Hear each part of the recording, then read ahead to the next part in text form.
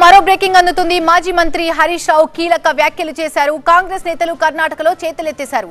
ఇక తెలంగాణలోనూ గ్యారంటీలను ఎత్తేస్తారన్నారు. ఇక 100 రోజులు కాలేదని ఆగుతున్నాం, లేకపోతే కాంగ్రెస్ ని చీల్చి చెండాడే వాళ్ళమన్నారు మాజీ మంత్రి హరీష్ రావు. బీఆర్ఎస్ ఎంపీలు ఢిల్లీలో లేకపోతే తెలంగాణకు నష్టమంటున్నారు ఆయన. నాగర్ కర్నూలు లోక్సభ ఎన్నికలపై తెలంగాణ భవన్లో కసరత్తు కొనసాగుతుంది. నాగర్ కర్నూలు లోక్సభ పరిధిలోని బీఆర్ఎస్ నేతలతో కేటీఆర్, హరీష్ రావు రివ్యూ చేశారు. ఈసారి పార్లమెంట్ ఎన్నికల్లో బీఆర్ఎస్ హవా కొనసాగుతుందన్నారు హరీష్ రావు. ఒక్క ఏడాది ఆగితే కాంగ్రెస్ వైఫల్య పాలనతో విసుగు చెంది ప్రజలే బీఆర్ఎస్ వైపు చూస్తారన్నారు హరీష్ రావు.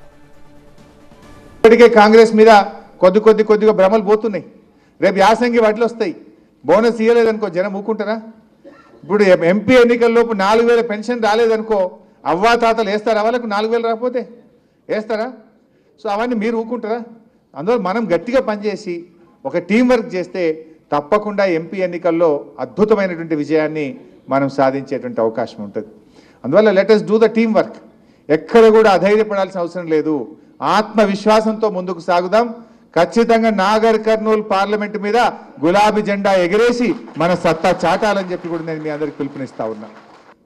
మీరు అసలు గుర్తుపెట్టుకోండి ఇవ్వాలి నేను చెప్తున్నా. కానీ ఒక ఏడాది 2 ఏళ్ల తర్వాత ప్రజలే మా టీఆర్ఎస్ వాళ్ళు యాడుండ్రి అని ఎత్తుక్కుంటా యాడున్నో మర్రన్నా ఇగరా అని పిలుచుకుంటారు.